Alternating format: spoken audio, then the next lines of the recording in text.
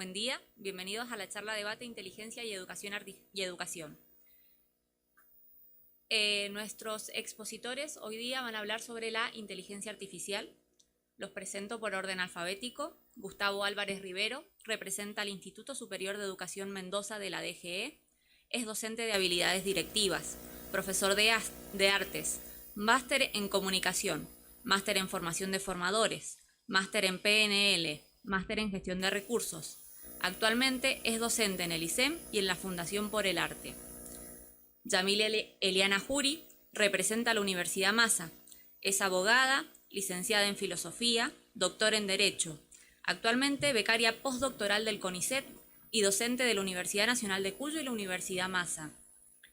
Pablo Marinosi, en representación de la UTN, ingeniero en Sistemas de Información y becario doctoral, profesor de redes neuronales en la UTN de Mendoza, actualmente cursando el doctorado en Ciencias Informáticas de la Universidad Nacional de La Plata.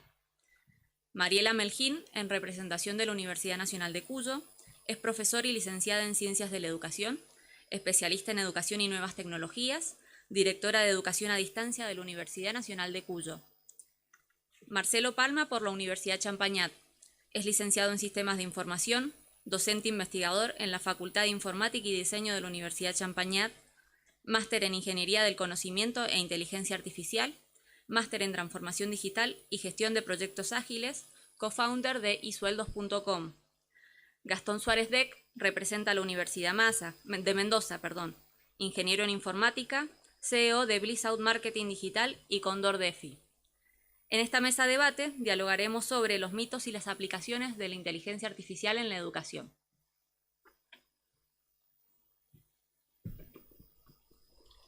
Muy buenos días, mi nombre es Nicolás Vargas, soy licenciado en Lingüística y voy a estar moderando la charla. La metodología para esta charla es muy simple. Vamos a hacer una charla de debate, tenemos dos temas propuestos que hemos discutido con los distintos interlocutores y vamos a dejar un rato al final para que ustedes puedan proponer una temática libre y podamos debatirla también. Las dos temáticas son experiencias, miedos y posibilidades en torno a la inteligencia artificial en educación y democratización en el acceso a la información, herramientas, oportunidades y amenazas. Si quieren comenzar, Mariela. Bueno, muchas gracias, Nicolás. Buen día a todos, a todas. Bienvenidos, bienvenidas a este espacio que la Expo ha generado para establecer un diálogo en torno a un tema tan actual, no por ello novedoso, sí, porque el asunto de la inteligencia artificial data de los años 50. Pero bueno, es en los últimos meses cuando ha tenido una irrupción en nuestro contexto o en nuestra vida cotidiana y es desde donde se ha empezado a pensar en algunas inclusiones en el ámbito educativo. Como ustedes son protagonistas y están en este espacio también a lo mejor planteándose algunas preguntas y algunas o buscando algunas respuestas que les ayuden a delimitar un proyecto de vida o una elección de carrera, hemos pensado empezar haciéndoles esta pregunta, ¿sí? ¿Qué saben sobre la inteligencia artificial? Es la primera pregunta. Vamos de nuevo.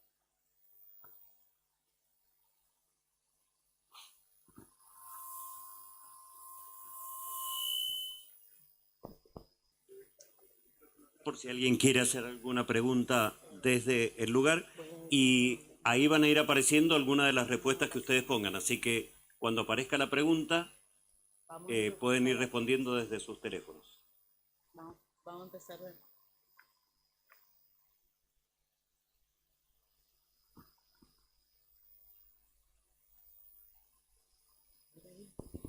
Va la primera pregunta. Va la primera pregunta, que es, ¿qué saben sobre la inteligencia artificial? Si no lo vemos en la pantalla, lo conversamos.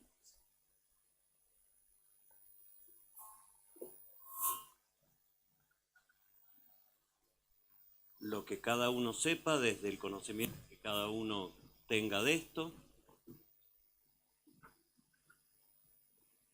Últimos 5 segundos.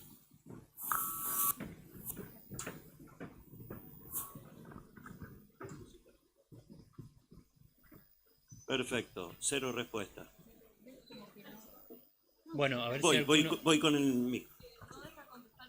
No permite contestar. Bien, bueno, Ah, vamos. era eso, a ver si estaban atentos. Bien. Exacto. Tiene un 10. Es más, por ser la primera en hablar y haber participado, acá hay algunos libros de regalo. Muy bien. Ajá, pensaste que te iba a poner el micrófono. Bueno, vamos con el plan B. Son 3 preguntas las que con las que queremos empezar a conversar con ustedes. Primero, ¿qué saben sobre la inteligencia artificial? ¿Qué experiencias tienen? ¿Vienen con alguna experiencia o con alguna expectativa respecto de este tema? Si alguien quiere contestar, puede levantar la mano, ahí Gustavo les va a sacar el micrófono. Si no, ¿Han alguno de los... usado? ¿Han estado experimentando? No. Ah, ya, bien. No, pueden decir lo que quieran.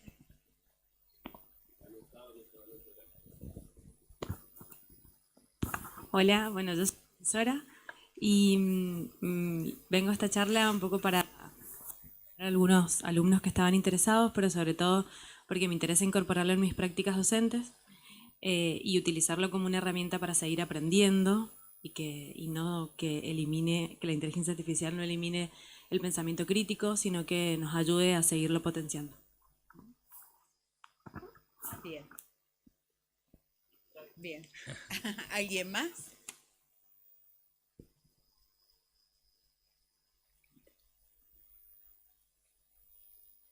¿Querés que pasemos a la segunda pregunta? Vamos a la segunda pregunta y vamos a mostrar... Ah, sí. Perfecto.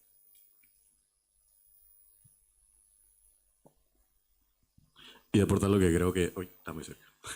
Que todos sabemos, o sea, todos hemos, creo que la mayoría hemos ocupado inteligencia artificial en el sentido de aplicarlo a nuestras tareas. O sea, es sencillo para realizar informes o cosas como tales.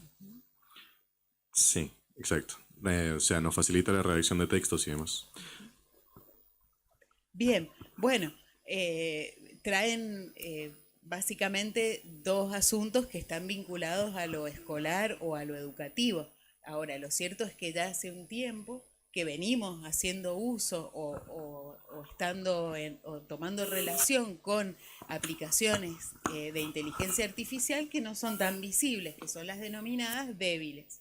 Esto es, aparecen en nuestro Instagram, en TikTok, en distintas aplicaciones como reconocimiento facial, posibilidades de traducir de texto a voz, algunas plataformas que tienen mensajes o que van ofreciéndonos contenidos o sugerencias como con un carácter predictivo.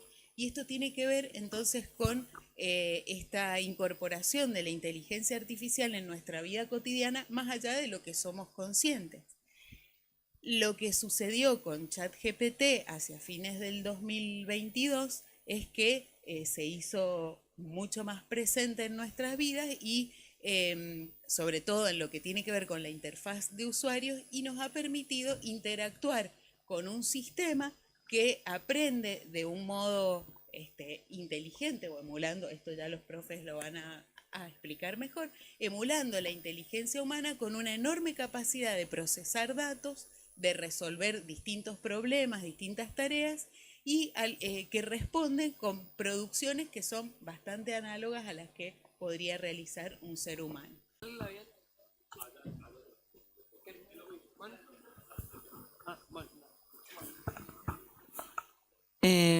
Hoy. En realidad yo quería decir, la inteligencia artificial yo la he utilizado, por ejemplo, el chat GPT, en lo que es para diseñar en cuanto a marketing y eso. Por ejemplo, estoy ahora arrancando, no tengo ningún estudio, digamos, de lo que es el marketing digital y todo eso, pero más que nada los conocimientos así generales, digamos, de cómo gestionar. Lo he utilizado, por ejemplo, para que me diga paso a paso cómo presentar, por ejemplo, un logotipo de marca y todo eso. Después, en cuanto a poesías, o sea, cómo me da sinónimos poéticos que están buenos. o cómo, por ejemplo, no sé, desarrollar un currículum paso a paso bien armado, es muy bueno explicando ese tipo de cosas. Y bueno, y sin contar en la escuela cómo me ha ayudado también en unas cosas. Pero me repetí la última pregunta. No, es eso, ¿qué uso le darías o uso le das en el campo de la educación o para tus estudios? Y ahí claramente lo que planteas es una especie de auxiliar o de asistente para resolver tus tareas o para generar algunas producciones. También me ha recomendado mucho lo que son cursos, cursos así de diferentes temáticas, no sé, de fotografía, de marketing. Me ha como recomendado páginas que están buenas para acceder así a cursos de fotografía y de todo eso, están buenos. Eso está bueno. Bien, bien. Pero me gustaría darle más uso, así que por Ma- eso estoy acá. Exactamente. Una de las claves del uso educativo de la inteligencia artificial es esto que planteaste. Es un excelente auxiliar para resolver tareas, pero no nos reemplaza. Y hay indudablemente asuntos que podemos resolver los seres humanos con creatividad, con inspiración, con las marcas o las huellas de nuestra subjetividad en los que la inteligencia artificial no va a poder avanzar por sí. Ahora, para hacer un uso inteligente de la inteligencia artificial requiere conocimiento sobre el tema. ¿Para qué? Para poder validar las recomendaciones, las fuentes, los datos que te aporta y que luego tu trabajo o tu producción no contenga errores o que esté lo suficientemente fundamentada. En eso entonces nosotros animamos o alentamos a vincularse de esa manera crítica con la inteligencia artificial. Vamos al joven y yo así voy. Primero, buenos días, soy Matías. Y bueno, principalmente lo he utilizado en tres cosas. Primero en la secundaria para todo lo que sea las preguntas y respuestas en las diversas materias. Segundo, en programación, todo lo que es Python y C++. Y tercero, en desarrollo web, principalmente. Esas tres es lo que yo más he usado, en este caso, ChatGPT, el principal. Bien, tiene un uso avanzado y competente. Creo que uno de los desafíos para los docentes, y retomando la pregunta que hacía recién la colega docente, es, bueno, formarnos también nosotros, conocer las herramientas para poder tener un posicionamiento crítico y poder alentar este uso creativo y este aprovechamiento educativo de la inteligencia artificial. Yo, como para redondear y poder permitir que circule la palabra, quiero mostrarles algo de lo que hacemos en el área de educación a distancia. Acá están presentes mis colegas. Educación a distancia e innovación educativa trabaja con proyectos con las escuelas secundarias y hemos hecho uso este año de la inteligencia artificial. Solamente vamos a mostrar una producción muy corta.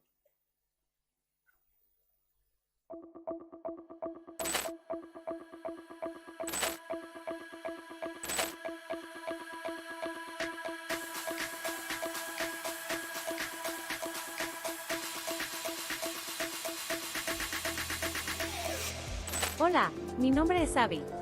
Soy una inteligencia artificial creada para contarte historias de mujeres reales que también hicieron patria. Mi grupo se caracteriza por realizar cumbres de forma cíclica, como una actividad constante en la que vamos aprendiendo a partir de las experiencias desarrolladas.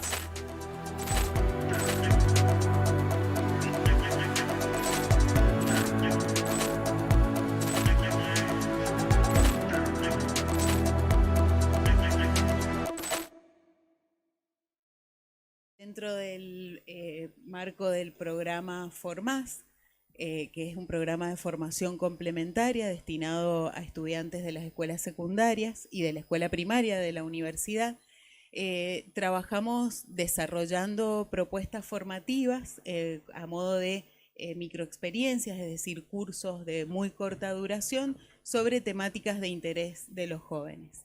Entre ellos hemos trabajado programación y el desarrollo de historietas digitales utilizando inteligencia artificial.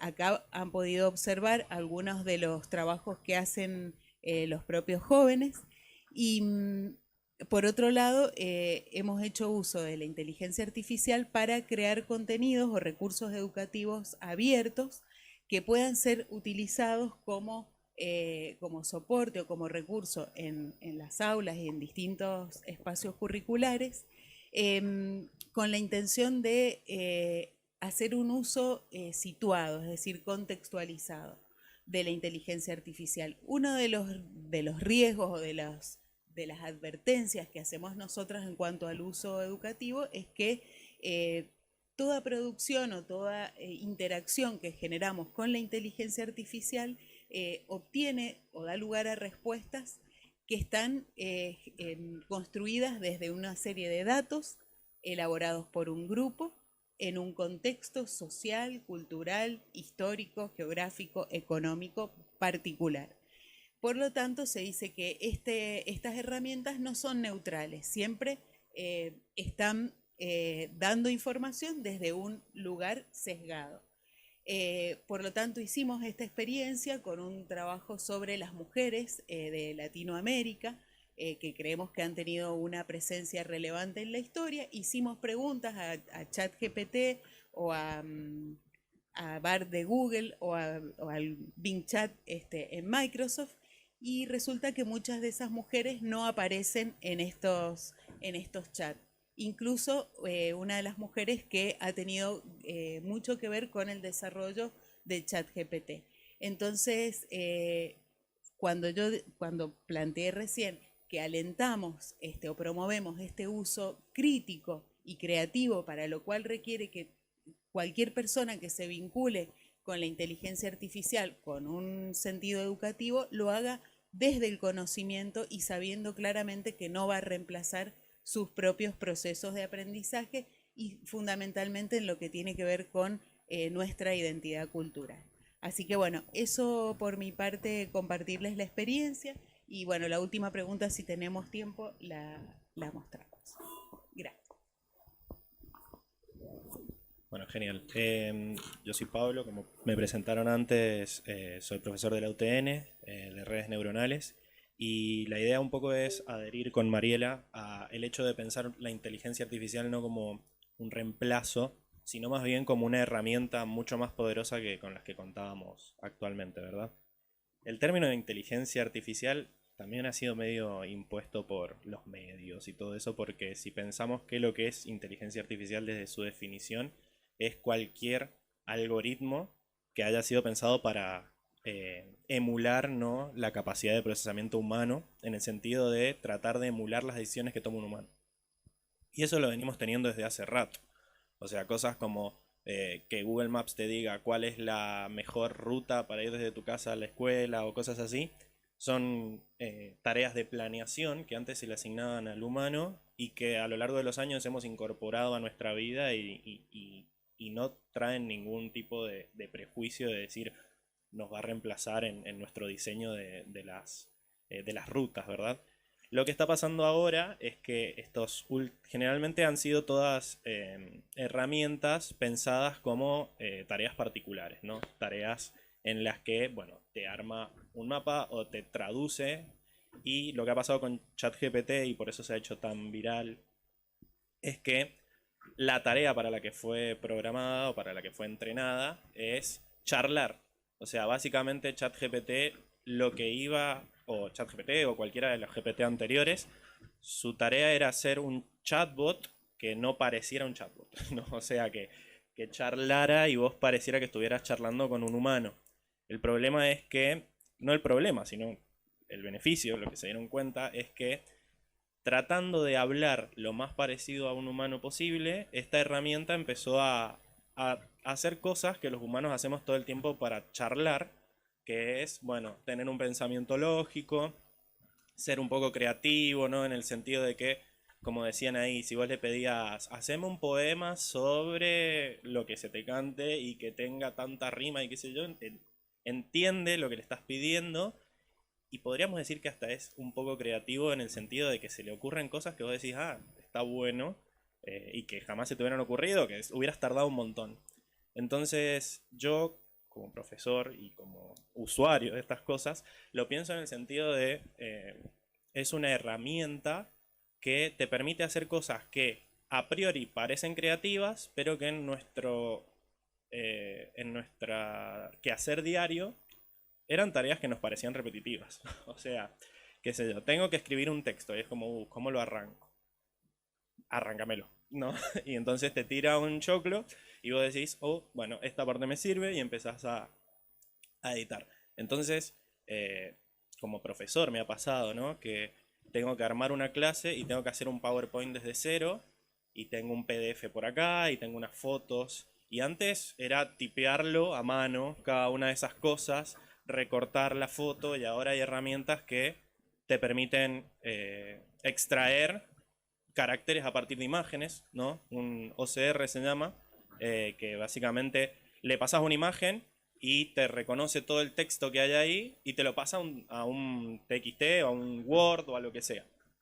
Entonces, lo bueno de estas cosas es que tareas repetitivas que antes estaban asociadas a la vinculación humana, el poder reconocer una letra en una imagen y tipearla, todo eso está siendo, digamos, reemplazado. Obviamente, lo puedes usar para el bien, lo puedes usar para el mal, ¿no? Hablando mal y pronto, pero le podés decir que te redacte cosas. Lo que decía Mariela también es que hay que entender que eso es una herramienta que no fue pensado para eso. O sea, vos le podés decir quién descubrió América, y quizás dentro de su dataset él te dice quién descubrió América o algún dato concreto, ¿no? Pero puede ser que el dataset no contenga esos datos, y en esos casos lo que va a pasar es que esta herramienta va a lo que se llama alucinar, ¿no? Que básicamente, como su objetivo principal es darte una charla que a vos te entretenga y vos digas, ah, qué persona que bien habla, te va a empezar a decir cualquier gansada con tal de que vos te mantengas en la charla. Entonces, hay que entender que se le pueden hacer preguntas, pero no podemos confiar en los datos que entrega, porque su objetivo no es ser preciso en sus respuestas. Su objetivo es dar una charla entretenida. Entonces, está bueno usarlo como herramienta en ese sentido, de iniciar textos o, como decían ahí, iniciar un código. Hay un montón de códigos que son súper básicos y repetitivos. Los que sepan programar saben que hay un montón de código que incluso actualmente lo estamos copiando y pegando de páginas online. O sea, Stack Overflow y un montón de cosas. Vos en Google pones cómo se hace un fork, bla, bla, bla, y está hecho. Lo único que está haciendo ahora es que en vez de googlearlo y meterte a 3 páginas, te lo está dando directamente. Entonces, si bien son herramientas que están generando tareas que antes asociábamos con los humanos, yo soy más optimista en el sentido de que lo que está haciendo es evitar que el humano haga tareas cada vez más repetitivas. Solo que esa vara de qué es una tarea repetitiva se ha ido moviendo a lo largo de la historia, a veces de manera brusca, en la Revolución Industrial y un montón de otras revoluciones anteriores, y ahora se está moviendo para meterse en el terreno de lo creativo, digamos, ¿no? Que era como algo que estaba totalmente asociado a una persona. Entonces, el miedo que nos da es al ocio, a que le tengamos miedo al ocio creativo, sí, porque mientras más tiempo nos tuvieran repitiendo, sí, nos podían manejar mejor quizás, y el pensar en que tengas tiempo de pensar, para algunos puede ser peligroso. El ocio creativo. Sí, puede ser. O sea, en realidad yo soy partidario de eso, de que al quitarte, ¿no? El tiempo que pasabas haciendo cosas, incluso que considerabas aburridas, pero que eran repetitivas, pero que solo vos las podías hacer, o por lo menos en este conjunto de personas eras vos el encargado de hacerlos, es nuestra tarea, digamos, evolucionar a hacer, bueno, usar estos datos que antes eran inaccesibles porque tardaban mucho tiempo, incluso para hacerlo yo, a generar cosas nuevas, digamos. Yo siempre lo pienso no desde el punto de todo lo que hacíamos y vamos a poder dejar de hacer, sino pensarlo en todo lo que no podíamos hacer porque era infactible o no era factible. Entonces, y que ahora, gracias a que tenemos estos datos que se generan en segundos, podemos evolucionar un poco más y nada, armar una clase mejor en 3 días, porque lo que podía hacer antes en 3 días llevaba gran parte del tiempo copiando y pegando, y que ahora se me genera automáticamente y yo poder investigar más y generar más contenido o hacer una clase más entretenida, o incluso a los alumnos, sabiendo que estas herramientas están disponibles, también exigirles un poco más, sabiendo que en el conjunto de tiempo dado lo van a poder hacer. No sé si alguien opina distinto. Buenas, es la idea. Incluso del público, si alguien piensa distinto y quiere, vamos con el micrófono. Comentabas un poco esta mirada por ahí más optimista, o que hoy podemos hacer mucho más. Yo por un lado creo que todavía estamos lejísimos de que sea verdaderamente inteligente. El otro día veía un meme que salía en un examen y el alumno decía, no sabe que todas las respuestas las hice con ChatGPT, y después en la siguiente salía el profesor diciendo, no saben que todas las preguntas las hice con ChatGPT, ¿no? Y otro que también salía un programador y le decía, no, pero vos no podés escribir código a ChatGPT, ¿no? Todo lo que haces es copiarlo de otro lugar. Y le respondía, igual que vos también, ¿no? O sea, los que más hacen desarrollo, también particularmente me he dedicado a eso un tiempo, y muchas veces copiamos los códigos. Para mí, volviendo por ahí un poco al tema... Bueno, me hago cargo. Para optimizar el tiempo y para poder hacer cosas más creativas, ¿no? Pero volviendo al tema educativo, ya hace varios años que salí de la secundaria y siempre lo sentí mientras estudiaba también, que había algo que está muy mal en el sistema educativo. O sea, hay unos procesos que están muy mal. De hecho, entiendo, hay personas que conocen mucho mejor los procesos educativos. Yo acá voy a comentar algo, pero por favor me corrigen. Pero para poder aprobar un plan de estudios lleva un tiempo, tal vez 5 años, no lo sé, ¿no? En el proceso. Bueno, imagínense que hoy, y estoy seguro que hay chicos que saben mucho mejor cuáles son los lenguajes que se están utilizando, tal vez sea Python, hace un tiempo era JavaScript, antes fue PHP, antes fue Java, antes fue COBOL, antes fue, ¿no? Y más o menos cada 2 o 3 años tenemos un nuevo lenguaje que hay que aprender, que es el que más se está utilizando. O sea, es técnicamente imposible pasar 5 años para aprobar. Yo estudié ingeniería en informática y, bueno, entiendo que hay varios que somos informáticos o carreras similares, y hoy me encuentro del otro lado trabajando, tengo una empresa de desarrollo donde tengo que contratar personas, y la verdad es que, por un lado, es interesante contratar a alguien que tuvo toda una carrera y pasó 5 años, hizo una ingeniería, una licenciatura, pero para otro tipo de rol, para el que se necesita, para resolver y programar, es difícil que la universidad hoy o la educación pueda resolver esto. ¿Cómo entra la inteligencia artificial en todo esto? A mí me encantaría, creo que hay muchísimas cosas que cambiar, como comentaba, hay algo que está mal en todo el sistema educativo, en la primaria, en la secundaria. Es más, tengo hermanos que están en la secundaria y, no sé, los chicos entiendo que están en el último año, o más o menos en los últimos años. Sí, bueno, y ¿les encanta ir al colegio? ¿Sí? ¿A quién le encanta ir al colegio? ¿No? ¿Y a quién? Ahí está. Bueno, a ver un poco lo que yo he charlado con chicos que por ahí tienen la edad de ustedes. Nada, tienen un sufrimiento, no tienen una cuestión de un aprendizaje que les vaya a servir, y muchas veces me cuentan los temas que están estudiando. Digo, qué loco, o sea, la verdad es que dudo que eso lo vayas a utilizar en tu vida, aunque hay cosas que son fundacionales, que es muy interesante aprender, pero algunas veces nos excedemos en algunas de las materias tradicionales, y que puede ser algo incómodo incluso de charlar, porque estamos todos de acuerdo que tal vez tendríamos que, recién una profesora creo que comentó del pensamiento crítico. Es increíble el poco pensamiento crítico que tenemos. Lo veo, no sé, cuando vemos de debate políticos, la cantidad de estafas que caen las personas que son, incluso que han estudiado, y yo no lo puedo creer. Hablo y digo, pero ¿no te diste cuenta que esto no puede pasar? O sea, creo que lo hemos perdido en los últimos años. De hecho, un estudio en Estados Unidos mostró que en los últimos 10, 15 años el coeficiente intelectual por primera vez en los últimos 100 años ha comenzado a disminuir, ¿no? Y tiene que ver también con que, bueno, antes teníamos que utilizar un poco la cabeza para hacer algunas multiplicaciones, teníamos que recordar dónde estaba el camino, o cuál era el camino, y son todas habilidades que tenemos que, como personas, o sea, como individuos, a mí me interesa cada uno de ustedes y cómo pueden aprovechar para vivir una vida más feliz, ganar más dinero, tener más tiempo libre, ¿no?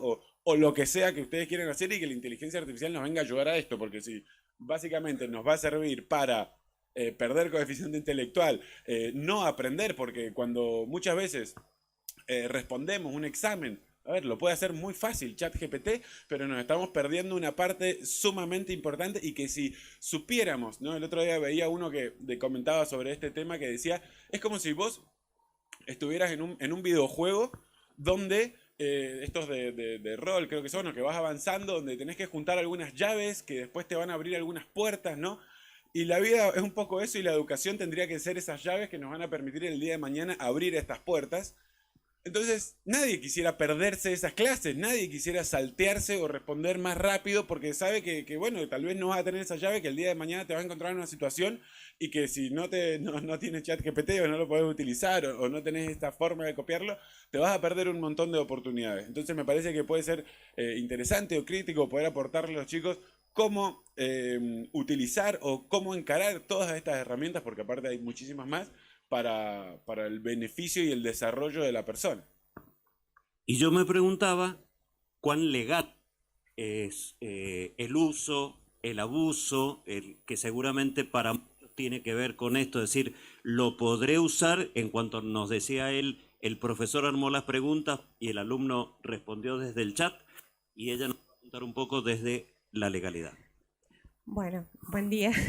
En realidad yo soy la más alejada por ahí de la práctica concreta de este chat y todo. Yo soy abogada y filósofa y la verdad es que me ha costado mucho incorporar todo esto o sea, interactuar con mis alumnos en ver de qué manera este instrumento nos puede servir justamente sin aplanar los conocimientos, ¿no?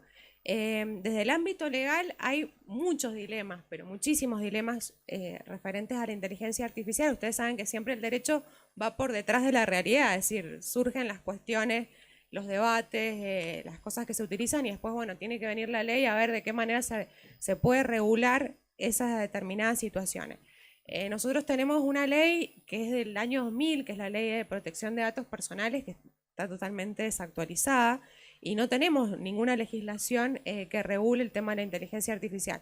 De todas maneras, no es que nuestro país esté alejado, sino que es una cuestión a nivel mundial que el derecho todavía está un poco por detrás de toda esta situación. Lo que hay son muchas declaraciones, sobre todo en la Unión Europea, se han generado declaraciones de cómo debe ser el uso de la inteligencia artificial, cuáles son las herramientas que se deben tener en cuenta, etcétera, y son declaraciones a las cuales han adherido distintos países en lo que va a ser, digamos, el uso y la aplicación de estas técnicas. Simplemente por el tiempo comento algunos de los dilemas o algunas de las situaciones que se presentan. Bueno, el tema del plagio, ¿no? El tema de los derechos de autor. O sea, ¿cómo vamos a manejar los derechos de autor? ¿Quién es el propietario o quién es el autor de esa poesía que fue generada en realidad con ciertos algoritmos o con este chat que comentaban? Bueno, eso es un problema que se presenta, ¿no? Como también todo el tema de la discriminación que se puede generar. ¿Por qué? Porque quizás con un reconocimiento facial o con ciertas técnicas de inteligencia artificial se pueden generar sesgos en empresas, bueno, en universidades, etcétera, que no reconozcan por ciertos algoritmos, no reconozcan, por ejemplo, un determinado género, una determinada etnia, etcétera. Entonces, bueno, eso es una problemática que se está viendo también desde el campo legal. Y, por otro lado, ¿cuál es la responsabilidad civil y penal que le cabe, ¿no es cierto?, a la inteligencia artificial? ¿Quién, o sea, si se produce un daño, ¿no?, con el uso de estas herramientas, ¿quién va a responder? ¿El propietario, el programador, el usuario, ¿no es cierto? Entonces, bueno, eso es también otra de las temáticas que se plantean, ¿verdad? Y por último, bueno, ver, o sea, desde el derecho se está utilizando bastante algunas herramientas, por ejemplo, para poder predecir una sentencia o para ver de qué manera se puede llegar a resolver un conflicto jurídico, etc. Pero lo que yo he notado, digamos, en todas las declaraciones, sobre todo en la Unión Europea, esto de que la inteligencia artificial sea antropocéntrica, es decir, que tenga en vista el mejoramiento del hombre y no que nos pase por encima de alguna manera. Entonces, en estas declaraciones, como el eje transversal es decir, bueno, tiene que respetar los derechos humanos, no tiene que generar discriminación, ¿sí? Y tiene que haber un responsable detrás de todo esto, o sea, alguien que responda ante cualquier eventual daño posible, ¿sí? Pero siempre en vista a eso, que tenga, o sea, el tema de la ética o la filosofía, que quizás es una materia añeja y que está pasada de moda, es importante, porque en definitiva todo esto son herramientas para mejorar a la sociedad, ¿no? Y para alcanzar el bien común. Entonces, en ese sentido tiene que ser importante tener en vista la responsabilidad civil de todos estos ordenadores y todas estas personas que están trabajando en esta temática. Marcelo.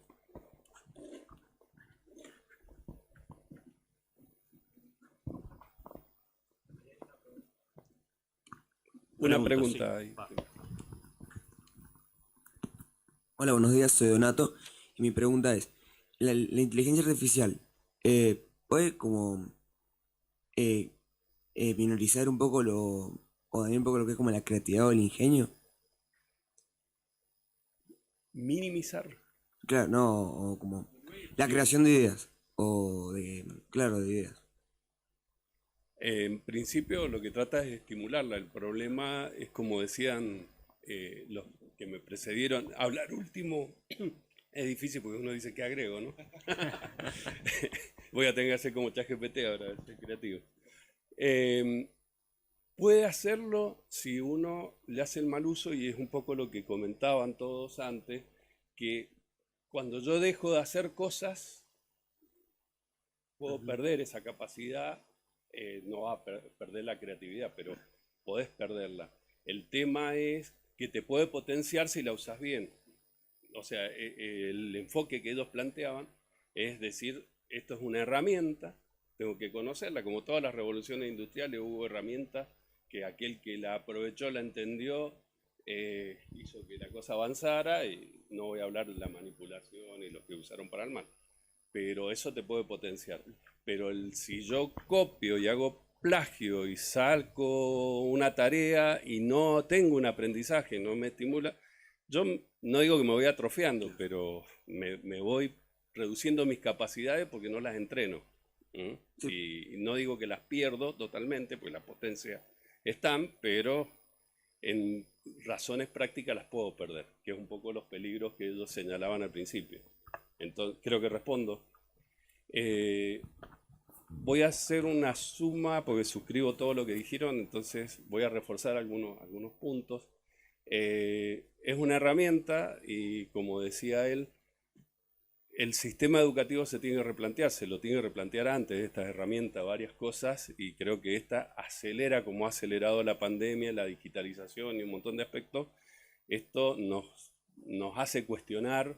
Y más que cuestionar, creo que ya está cuestionado, nos hace tomar acción para ver cómo cambiamos esto, cómo hacemos más entretenido la enseñanza, el proceso de aprendizaje, enseñanza-aprendizaje, porque tiene que ser entretenido enseñar, pero tiene que ser entretenido aprender, que es el fin de todo esto. Entonces, eso es uno de los grandes desafíos que tenemos desde la educación superior, secundaria, primaria, en todos los órdenes, ¿verdad? Porque no es solo la secundaria, la superior, porque participé en un seminario de la UNESCO que hablaba de inteligencias artificiales y la educación superior. Pero ese es el final, digamos. El problema es, vamos a las causas primarias.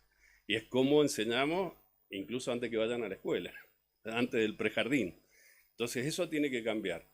Lo bueno, de hecho yo terminé mi máster en inteligencia artificial, ingeniería del conocimiento, y así tuve al final de lo que son las inteligencias artificiales generativas, que son estas.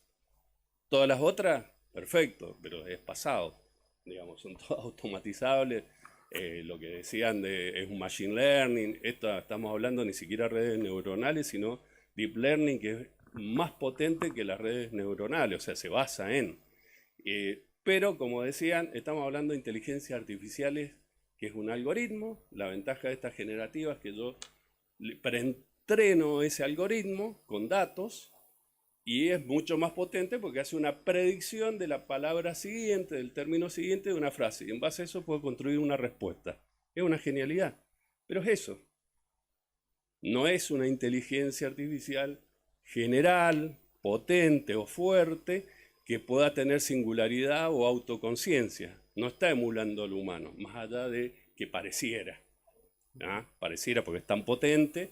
Y todos ponen la ficha en la computación cuántica y todo para acelerar todos esos procesos y que pudiera alcanzar esa singularidad. Incluso algunos pregonan una tercera clasificación, que es la superinteligencia artificial, que no solo alcanza la capacidad humana de autoconciencia o singularidad que se llama, sino que es superior. Y eso es Terminator y bueno, todo lo que hemos visto en las películas. No lo descarto porque no podemos saber. Decíamos que esta no era posible, la que tenemos hoy, y ya está. Entonces, no podemos descartar mucho. Con lo cual nos tenemos que preparar porque, como decía, es un algoritmo, como bien decía, que se le agrega, a diferencia de otras, que hay un montón conjunto de datos. Mientras más datos, más aprende y más capacidad de respuesta puede hacer y más combinaciones, con lo cual parece que es creativa y me puede dar una respuesta no pensada. De hecho, no fueron entrenadas para traducir, y a ChatGPT empezó a dar respuesta en cualquier idioma de los que estaba entrenado. Entonces eso no fue programado en el algoritmo, lo fue aprendiendo ahí. Entonces eso dijo, parece que tiene capacidad como el humano. No la tiene, pero digamos, esos algoritmos parecieron. Y ahí viene el sesgo, porque una cosa es el sesgo del programador que hizo ese algoritmo, y otra cosa, porque no lo estamos viendo, en el mejor de los casos podríamos verlo, no lo estamos viendo, y otra cosa es el sesgo de los datos, que es lo que decían ellos. Si yo entreno con dicen que lo han hecho, y de hecho de 3.5 a ChatGPT 4 son millones de datos más, por eso son más precisas algunas cosas, tiene sesgo, porque tiene la información con la que le entrenen, y si le falta información, considerando que el sesgo del algoritmo no lo está filtrando, digamos el programador no está filtrando eso, tengo el sesgo de los datos, como decían ellas. No hay datos de mujeres que han participado en los temas heroicos, en los temas patrióticos o en los temas de avance como científico. Entonces no va a poder responder eso. ¿Es falso? No, no es falso, no tiene los datos para hacer eso. Entonces, si nosotros empezamos a tomar conciencia de la herramienta, sabemos sus limitaciones, sus posibilidades, etcétera, y tampoco la consideramos algo mágico, pero sabemos dónde está. Esto que nos lleva, lo que decían, la calidad de la respuesta está en función de la calidad de la pregunta. Entonces, para tener calidad de pregunta, yo tengo que saber algo.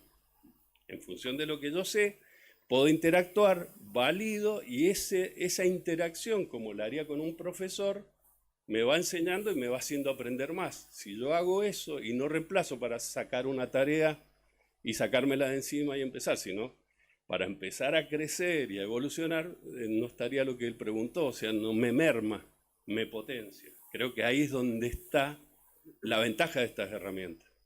Y eso es lo que tenemos que aprovechar, y ustedes le tienen que sacar el jugo, de decir, esto me puede hacer mejor, facilita mi aprendizaje, hace que yo pueda mis potencias sean más rápidas, como decían ellos, que por ahí eran más lentos los procesos, hoy puede ser que todo sea más rápido, y yo le puedo sacar el jugo, y el sistema educativo le puede sacar el jugo, la sociedad le puede sacar el jugo, si lo usamos en esos sentidos, digamos. Pero acá estoy con un sesgo de ese camino.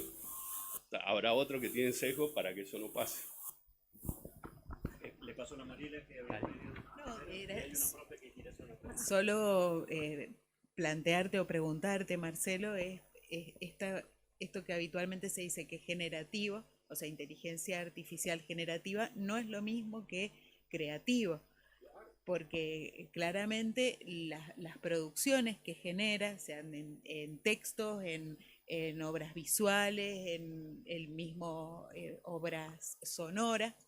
No son creaciones únicas o que se den por primera vez, sino son generalmente, yo lo explico así como lo entiendo, ¿no? Como docente, son síntesis o recapitulaciones de obras ya existentes o de datos ya existentes.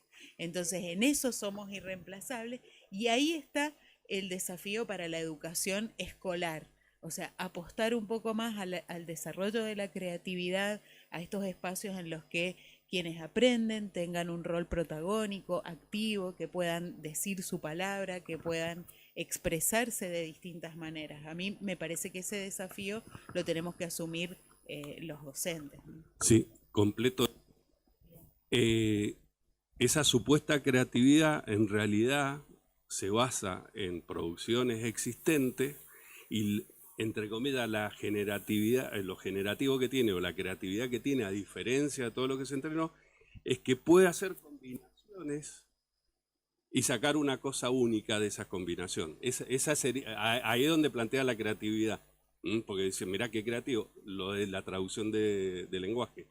De la misma forma hace creativo supuestamente un poema nuevo, una imagen nueva, etc. Pero en realidad es de haber aprendido, de estar entrenado en todas esas técnicas y tiene la posibilidad de combinaciones que por ahí a nosotros nos llevaría más tiempo. Lo reduce rápido y parece que tiene una obra creativa.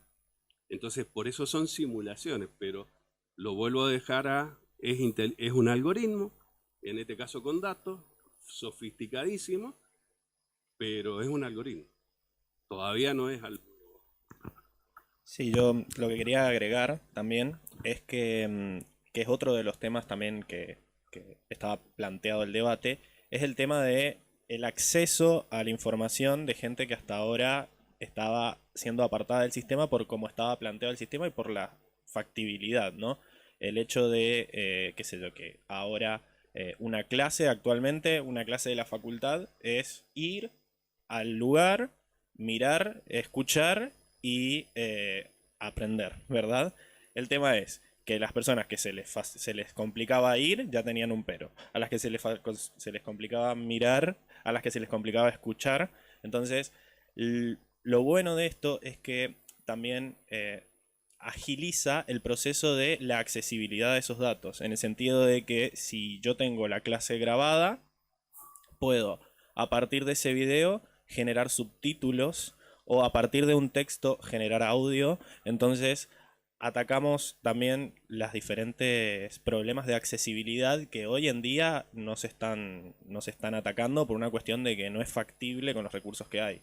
Entonces, si a partir de grabar un video yo puedo generar un PDF de todo lo que dije y alguien que no pudo ir lo va a leer, o si no puedo trasladarme a la facultad, pero le puedo preguntar algo a ChatGPT, obviamente sabiendo que ChatGPT tiene estos problemas de alucinación, de que quizás no te está dando la respuesta correcta, pero yo creo que nuestra evolución y nuestro aumento de la creatividad no va en dejar que ChatGPT o cualquier herramienta futura haga todo por mí, sino en, mediante la interacción con la herramienta, yo aprendo. Obviamente, una producción que hecha enteramente por ChatGPT, más allá de los problemas de contenido que pueda llegar a tener, de que dé datos falsos directamente, siempre va a ser menor a la que podría generar un humano, en el sentido de que la idea de estas herramientas es que te generen un boceto y después vos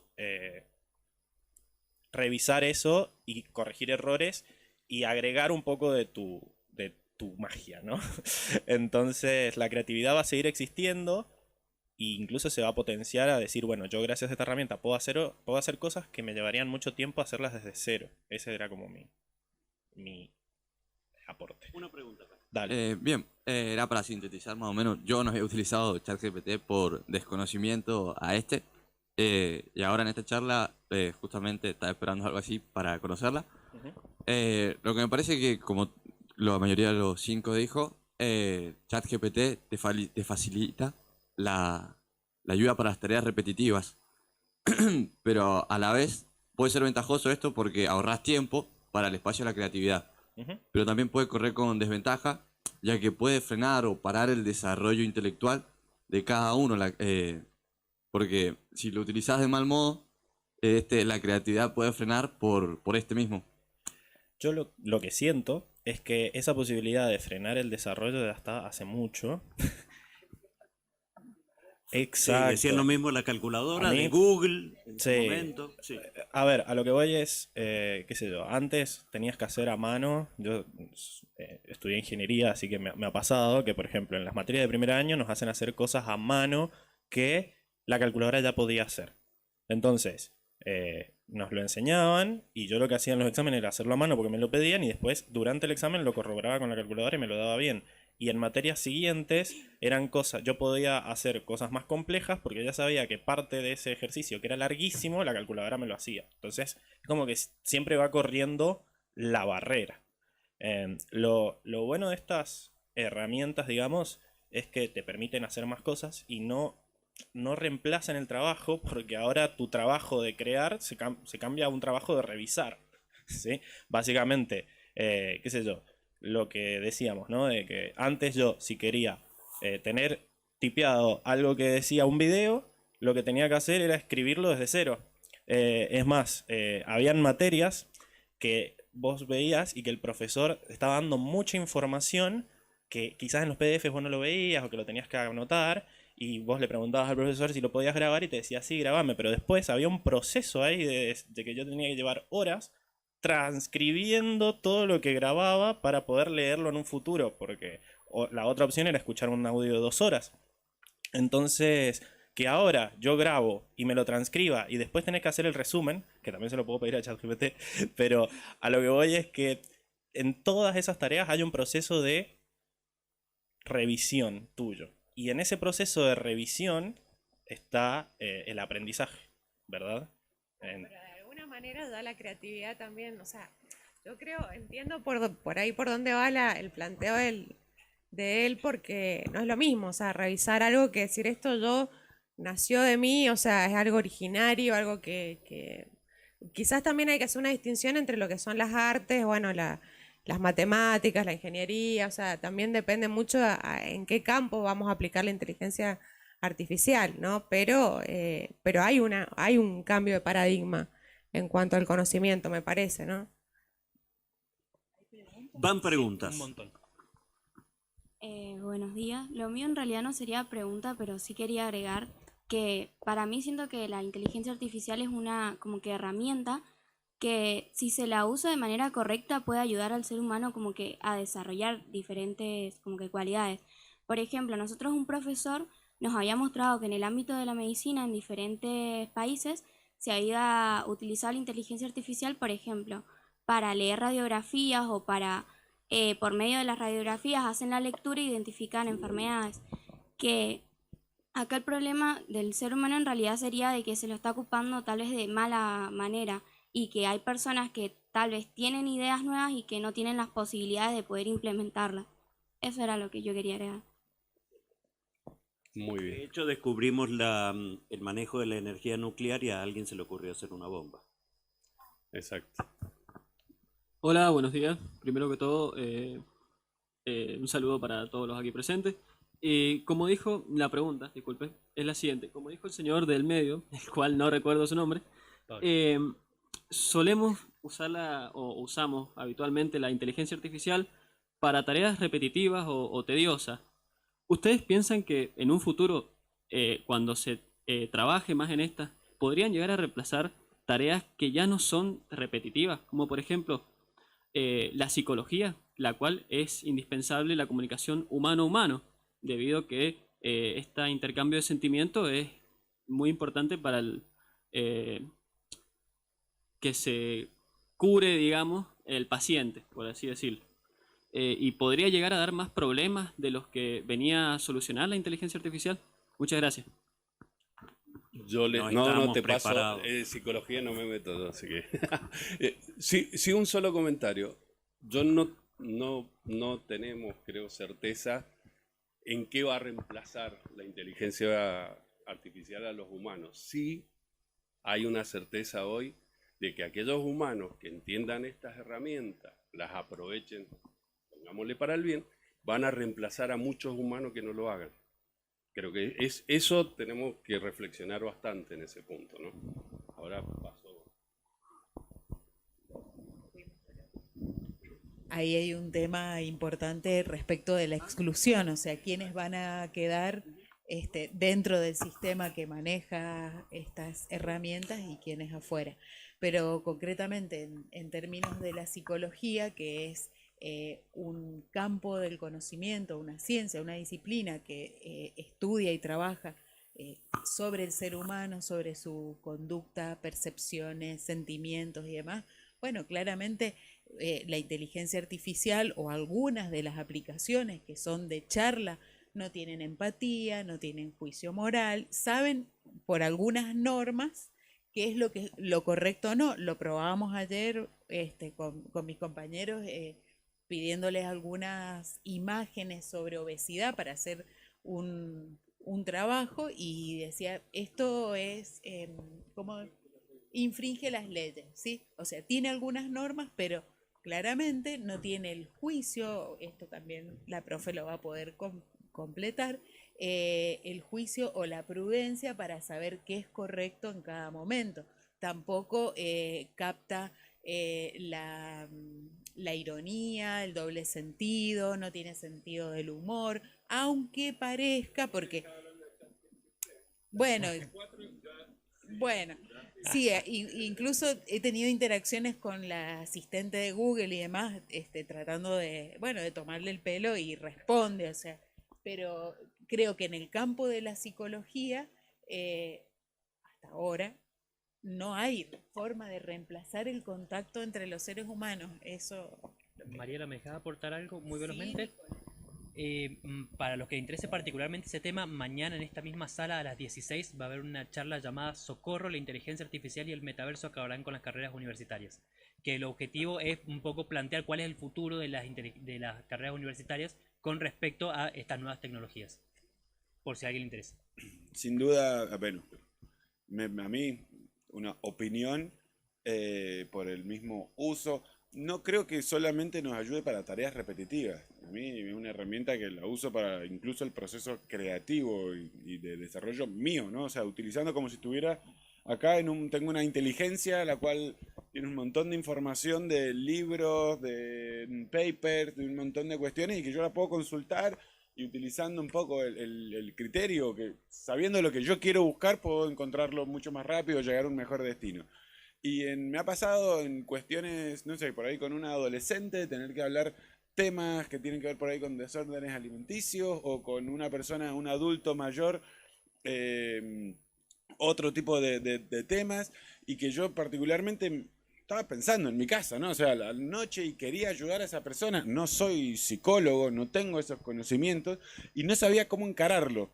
Y utilicé a ChatGPT para ver cómo hablar y las diferencias, cómo te lo plantea con una chica de 14 años, con tal socioeconómico, en tal lugar y con tales sesgos, porque creo que todos tenemos sesgos, ¿no? O sea, y en última instancia se ha basado en un montón de libros, de papers sobre psicología y me dice, mira, te recomiendo, de hecho me pareció extraordinario y me sirvió la respuesta para encarar luego yo una conversación, porque no sabía cómo encararlo, o sea, no quería tampoco equivocarme, obviamente ideal que vaya tal vez a un psicólogo, pero bueno, eso ya depende, no puedo uno obligarlo, yo quería tener cómo me podía aproximar y la verdad es que me sirvió muchísimo en ese aspecto. Claro, o sea, vos en ese ejemplo lo que te dio fue un punto de partida para iniciar la charla, pero después la charla la tuviste vos. O sea, yo, igual más allá de todo lo optimista que puedo llegar a parecer como señor del medio, Uf. A ver, también tengo una postura muy fuerte de... Y eso que yo me senté ahí a propósito, y nos corremos a la derecha. Bueno, más allá de eso, tengo una postura muy fuerte en cuanto a no usar estos algoritmos en aspectos sociales. ¿A qué voy? A aspectos que influyan directamente en la calidad de vida de las personas y que no tuvieron elección de usar algo así. Teníamos una charla con Ivana Feldfeber hace unos meses, que es directora de un observatorio de datos llamado Data Género, que se basa en mostrar esto que decía Mariela al principio, que era cómo no va a haber igualdad de género si no hay igualdad de datos. Si actualmente todas las inteligencias artificiales que están teniendo cada vez más impacto en nuestras vidas se basan en datos y las mujeres no están igualmente representadas en esos datos, no va a haber paridad porque gran parte de las decisiones se toman en esto. Yo tenía una postura muy fuerte acerca de que estas herramientas que se basan en probabilidades y en jurisprudencia y en muchas otras cosas, digamos que pierden como la capacidad de ver las excepciones. Entonces, está bueno esto que no se que nada reemplace a la decisión final de un humano, ¿no? O sea, como que ante ciertos aspectos que puedan definir, como por ejemplo una sentencia judicial o cosas así, yo creo que eso va a ser lo que más debería tardar en ser reemplazado, o que no sea reemplazado nunca, por una cuestión de que hay una vida en riesgo que, o sea, imagínense cuando ustedes llaman a DirecTV o a cualquier otra empresa, no hay que dar, sí, que te conteste un chatbot y vos decís, no, quiero otra cosa. Bueno, para acá de que ese chatbot le han puesto 2 pesos y es uno de los peores. Al final, o sea, imagínate lo terrible que puede ser que tu vida dependa de la decisión de una máquina con la que no puedes interactuar. Entonces, ahí la cuestión social, yo siento que ahí está el límite en el sentido de si hay una influencia en la vida de las personas, ahí tiene que estar el límite de decir, acá tiene que haber algo que pueda entender los casos particulares y que no se base en la generalidad de un espectro tan amplio.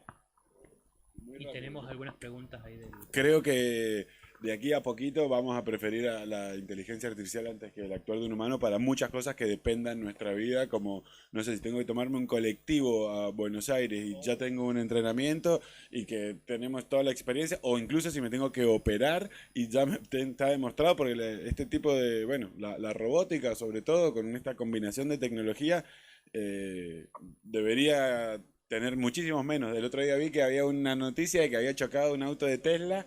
Pero claro, bueno, esa es la noticia que había chocado uno, no es noticia. Todo el día chocan un montón de humanos y eso no es ninguna noticia. Sí, reforzar cortito lo que dicen, porque creo que ahí viene un verdadero debate de estos usos, regulaciones.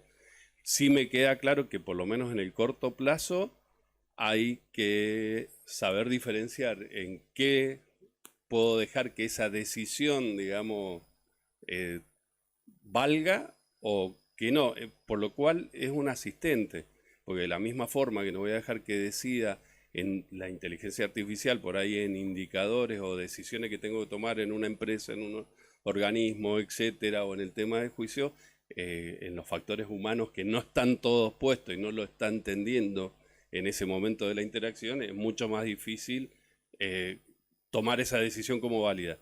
Yo creo que es el mejor asistente a la toma de decisiones que podemos tener hoy en día. Si está bien entrenado, si nosotros sabemos, es el mejor asistente que podemos tener. Y por un lado, y por el otro, en el aprendizaje, creo que es el mejor tutor que podemos tener. Porque si lo guiamos, yo quiero un plan, quiero ir para acá, quiero avanzar en esto, pongo mi conocimiento en juego para decirle qué sé y a dónde quiero ir, me puede hacer un plan mucho más rápido y más concreto de lo que puedo necesitar. Eso lo puedo hacer con un humano, sí, probablemente me debe más tiempo y acá lo tengo más rápido. Pero son asistentes, o sea, lo que no puede reemplazar decisiones, más que humano no puede reemplazar decisiones que yo tengo que tomar. En algunas automáticamente la tomo la decisión, porque como decía él, sí, esto es la mejor forma, esto lo hago. En otras, como decían ellos, está en juego cosas que no lo tienen contexto, con lo cual su decisión o su juicio, más allá de sesgado, no está completo. Entonces creo que esos son los puntos que tenemos que tener en cuenta. Teníamos una pregunta, Adolfo. Yo les quería consultar, más llevándolo concretamente, en dónde se puede aplicar de forma más concreta, digamos, por ejemplo, no sé, en lo que es el marketing digital, cómo nos puede ayudar esta inteligencia artificial con respecto a carreras. O sea, bueno, creo que van a hablar de eso precisamente, pero si ustedes nos pueden dar unas herramientas de cómo utilizarlo más concretamente, si se puede en algún lado acceder a preguntas más claves como para que nos sirva realmente esta inteligencia artificial, o cómo nos puede ayudar más allá de todo lo que hemos hablado hoy, qué sé yo, en cosas cotidianas y todo eso, si puede ir más allá de lo que hemos hablado hasta ahora. Ahora les paso, en ChatGPT tenés puntual, VAR también, hay muchos cursos, pero tenés uno puntual de ChatGPT que te ayuda, lo que decía, la calidad de la respuesta en función de la calidad de la pregunta, toda la parte que ahora se le llama ingeniería de prompt. Digamos, tenés un curso especializado de la propia gente de OpenAI para que vos hagas bien tus prompts y la respuesta que tengas sea la más efectiva posible. En ese sentido tenés, y en particular lo que vos decías, marketing digital, hay disciplinas que son muy repetitivas, automatizables, justo marketing es una de ellas porque encima tenés que configurar todos elementos digitales que se basan en análisis de datos que ya tiene inteligencia artificial, por ejemplo en el caso de Google Ads lo tiene, etcétera. Entonces es más fácil o está mucho más orientado a que tengas elementos y las conoce muy bien para que te ayude mejor. Entonces hoy en día una de las aplicaciones más fuertes que hay en general es cómo mejorar las campañas, cómo mejorar el marketing digital, cómo armar los blogs para mejorar el SEO, etcétera. O sea, eso es como lo más fuerte, pero así todo en código, en programación, en muchas disciplinas también se van abriendo cada vez más, que tiene que ver con este entrenamiento que hablábamos. Preentrenamiento, porque no es entrenamiento total, sino es preentrenado y él se termina de entrenar con todas las interacciones con nosotros. Tenemos las últimas 2 intervenciones del público y si quieren vamos cerrando. Sí, para contestarle a ella, todo el tiempo están saliendo herramientas nuevas y yo me sorprendo diciendo, ojalá hubiera algo así. Y lo googleo y existe. Y se ha creado hace 2 meses la página, una cosa así. Las últimas que he descubierto son Whisper, que son es una página que te permite, en realidad es un modelo que está cargado como en un notebook que se puede ejecutar, pero no va a tardar mucho en ser una página que vos le subís un video y te devuelve un archivo con toda la traducción, digamos, la transcripción de lo que se dice. Después he usado otras que se llaman Screenshot to Code, que básicamente agarra una foto y te lo pasa a código automáticamente. Obviamente está haciendo un reconocimiento de caracteres y se equivoca, pero tardo mucho menos corrigiendo los 2 o 3 errores que tiene que en generarlo, tipearlo desde cero. Entonces un copio y le agrego mi toque, le pongo el comentario. Pero por Pablo, por el señor del medio. Pero a lo que voy es que cualquier cosa que se te ocurra de, ojalá existiera esto, googlealo y quizás ahora no aparece. Y si no, lo haces, o si no, lo buscas en un mes y quizás aparezca. Sí, charlarlo con él. Pero bueno, eso. Dos asuntos. Solo decir que muchas de estas herramientas, como plantea Pablo, que vos le tirás a un PDF y te lo resume, o compila información, o te genera una presentación, muchas de las herramientas tienen costo. Entonces vos podés hacer 2 o 3 cositas, 2 o 3 preguntas o 2 o 3 producciones y luego tenés que pagar. Esa es una limitación respecto de uno de los tópicos que habíamos planteado para esta mesa, que es la democratización en el acceso al conocimiento. Es decir, que va a seguir existiendo una desigualdad en el acceso al conocimiento mediatizado por estas herramientas desde este punto de vista socioeconómico.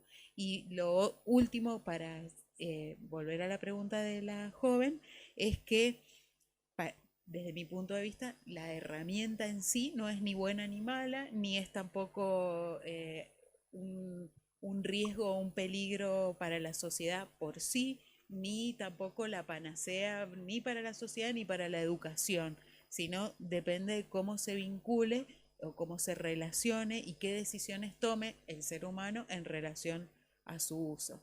Y allí los invito a leer la declaración que se hizo en Montevideo para los países de América Latina sobre el uso de la inteligencia artificial es de marzo del 2023 y creo que de la semana pasada o la anterior data también, a lo mejor Marcelo la conoce, una reglamentación de nuestro país para ir haciendo el control, el monitoreo de todo el proceso de diseño de cualquier proyecto con inteligencia artificial. Perfecto. Una pregunta por acá.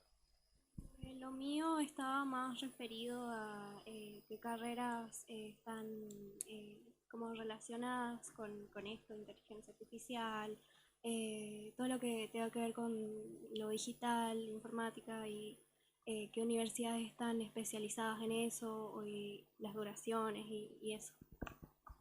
Bueno, justo estamos en la oferta educativa, así que es el mejor lugar para ir a buscar, pero entiendo que la Universidad de Mendoza tiene ingenierías en informática y en computación.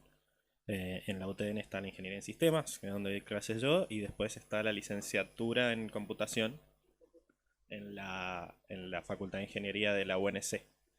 Así que no la conocía. La licenciatura en sistemas de la Universidad de Champagnat. Genial, así que tenés ofertas tanto públicas como privadas y que hay diferencias sutiles en los nombres, sobre todo básicamente en el alcance de las carreras, en qué materias incluyen y qué materias excluyen, pero cualquiera de esas te puede servir para terminar. Digamos, yéndote a la parte de esto que sería más ciencia de datos. Ninguna está directamente basada a eso, hay como 2 o 3 materias o electivas que te pueden llegar a ayudar.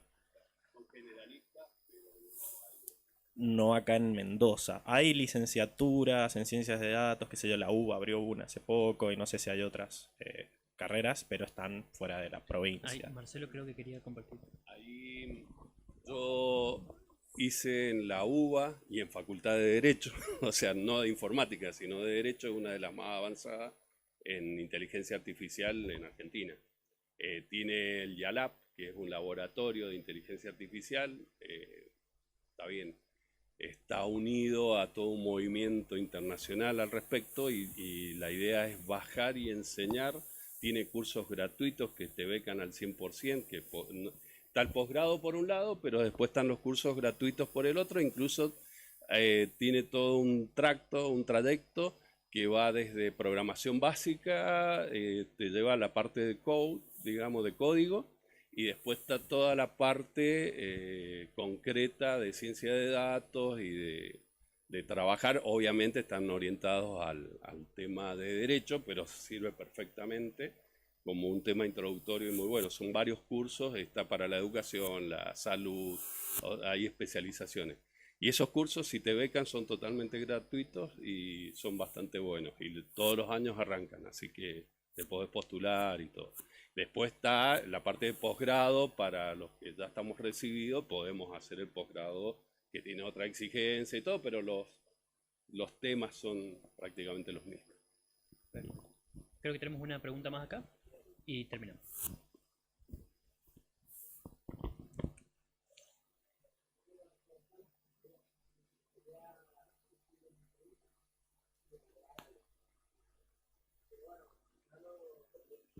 Y anda, ahí está.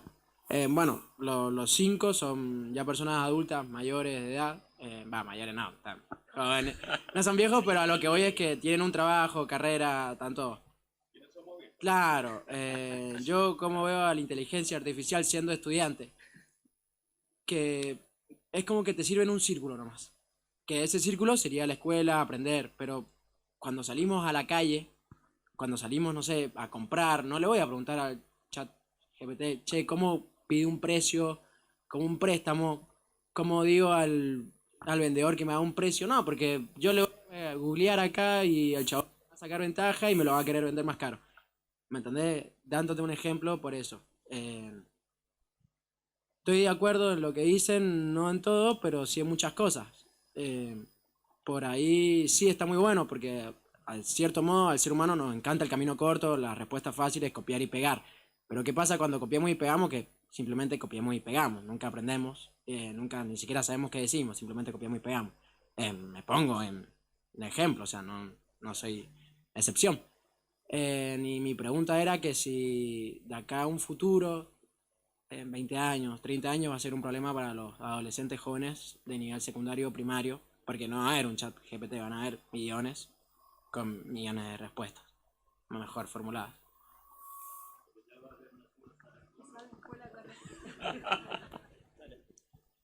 Sí, en cuanto a lo de que no te ayuda a salir a la calle, es debatible, porque nada, si vos lo usás al celular y le hablas, o sea, mejorar las interfaces también son inteligencia artificial. Cuando le decís, hey Google, ¿dónde está la parada del 512?